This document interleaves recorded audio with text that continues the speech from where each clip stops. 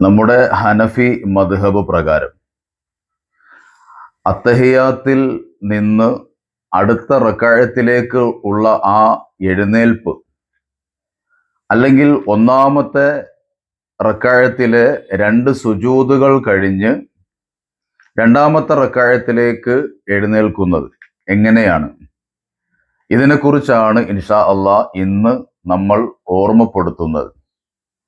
പലർക്കും അറിയാം, മറ്റ് പല ആളുകൾക്കും അറിയാത്ത ഒരു മസ്അല കൂടിയാണ്. എങ്ങനെയാണ് എഴുന്നേൽക്കേണ്ടത്? മഹാന്മാര് അവർ പഠിപ്പിച്ചു തരികയാണ്. ഇപ്പൊ നമ്മൾ അത്തഹിയാത്ത് ഓതിക്കഴിഞ്ഞു, ഇനി നമുക്ക് 4 റക്അത്തുള്ള നിസ്കാരം അല്ലെങ്കിൽ 3 റക്അത്തുള്ള നിസ്കാരമാണെങ്കിൽ അത്തഹിയാത്ത് ഓതിക്കഴിയുമ്പോൾ അടുത്ത റക്അത്തിലേക്ക്, മൂന്നാമത്തതോ അല്ലെങ്കിൽ 4-മത്തെയോ റക്അത്തിലേക്ക് നമുക്ക് എഴുന്നേൽക്കണം. അതല്ലെങ്കിൽ ഒന്നാമത്തെ റക്അത്തിൽ 2 സുജൂദുകൾ ചെയ്തതിന് ശേഷം പിന്നെ ഒരു ഇരുത്തമില്ല. ഷാഫിഈ മദ്ഹബിൽ ആ ഇരുത്തം സുന്നത്തുണ്ട്. പക്ഷെ നമ്മുടെ മദ്ഹബിൽ അഥവാ ഹനഫി മദ്ഹബിൽ ആ ഒരു ഇരുത്തമില്ല, നേരെ എഴുന്നേൽക്കുകയാണ്. ആ എഴുന്നേൽക്കേണ്ടത് എങ്ങനെയാണ് എന്നാണ് ഇന്ന് നമ്മൾ ചർച്ച ചെയ്യുന്നത്, അല്ലെങ്കിൽ ഇന്ന് നമ്മൾ പറയുന്നത്. ഇമാമിയങ്ങൾ അവർ പഠിപ്പിച്ചു തരുന്നു, നമ്മൾ നേരെ അങ്ങ് എഴുന്നേൽക്കലാണ് വേണ്ടത്. എന്തു പാടില്ല? കൈ ഇങ്ങനെ തറയിൽ കുത്തിയിട്ട് എഴുന്നേൽക്കാൻ പാടില്ല. വളരെ നമ്മൾ ശ്രദ്ധിക്കേണ്ടുന്ന അല്ലെങ്കിൽ പഠിക്കേണ്ടുന്ന ഒരു മസ്അലയാണ്. ബഹുമാനപ്പെട്ട ഇമാമിയങ്ങൾ പഠിപ്പിക്കുകയാണ്, വലാ യഅ്തമിദു ബിയദൈഹി അലൽ അർളി. ഭൂമിയിലേക്ക് കൈ കുത്തിയിട്ടല്ല എഴുന്നേൽക്കേണ്ടത്, അങ്ങനെ എഴുന്നേൽക്കാൻ പാടില്ല. അപ്പൊ നേരെ അങ്ങ് എഴുന്നേൽക്കലാണ് വേണ്ടത്. നമ്മൾ കണ്ടില്ലേ, പല ആളുകളും കൈ ഇങ്ങനെ തറയിൽ കുത്തിയിട്ടാണ് എഴുന്നേൽക്കുന്നത്. ഷാഫിഈ മദ്ഹബിൽ അങ്ങനെ കൈ കുത്തി എഴുന്നേൽക്കണം എന്നാണ്.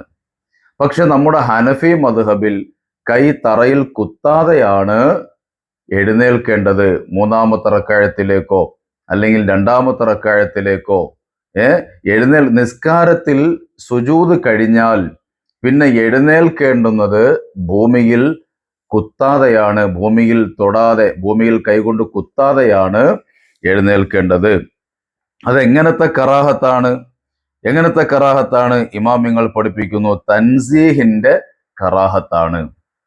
അപ്പൊ നിസ്കാരത്തിൽ കറാഹത്ത് കൂടിയാൽ നിസ്കാരത്തിന് കുറവ് വരും, നിസ്കാരത്തിന്റെ പ്രതിഫലത്തിൽ കുറവ് വരും, നിസ്കാരത്തിന് ന്യൂനതകൾ ഉണ്ടാകും. അപ്പൊ കറാഹത്ത് കഴിവിന്റെ പരമാവധി നിസ്കാരത്തിൽ ഒഴിവാക്കലാണ് വേണ്ടത്. അത് കറാഹത്തല്ലേ ഉള്ളൂ എന്ന് പറഞ്ഞ് ചെയ്യാൻ പാടില്ല. കാരണം എന്താണ്? നമ്മുടെ നിസ്കാരത്തിന് റബ്ബ് നിശ്ചയിച്ച ആ പ്രതിഫലത്തിൽ കുറവ് വരും. അത് എത്രത്തോളം കുറവാണ് നമുക്ക് നിശ്ചയിക്കാൻ കഴിയില്ല. അപ്പൊ നിസ്കാരത്തിൽ കറാഹത്ത് വരാൻ പാടില്ല. നിസ്കാരത്തിലെ ഒരു കറാഹത്താണ് ഇമാമിങ്ങൾ പഠിപ്പിക്കുന്നു, നമ്മൾ അത്തഹിയാത്ത് ഓതി കഴിഞ്ഞതിന് ശേഷമാണെങ്കിലും, അതല്ല ഒന്നാമത്തെ റക്അത്ത് കഴിഞ്ഞ് 2 സുജൂദ് കഴിഞ്ഞ് 2-മത്തെ റക്അത്തിലേക്കുള്ള എഴുന്നേൽപ്പിലാണെങ്കിലും ഭൂമിയിലേക്ക് കൈ തറയിൽ കുത്താതെ, ഭൂമിയിൽ കുത്താതെ നേരെ അങ്ങ് എഴുന്നേൽക്കലാണ് വേണ്ടത്. അല്ലാഹു സുബ്ഹാനഹു വ തആല അമൽ ചെയ്യാൻ തൗഫീഖ് നൽകുമാറാകട്ടെ. കൂട്ടത്തിൽ ഒന്നുകൂടി ഓർമ്മപ്പെടുത്തുന്നു, വമൻ ലഹു ഉദുറുൻ.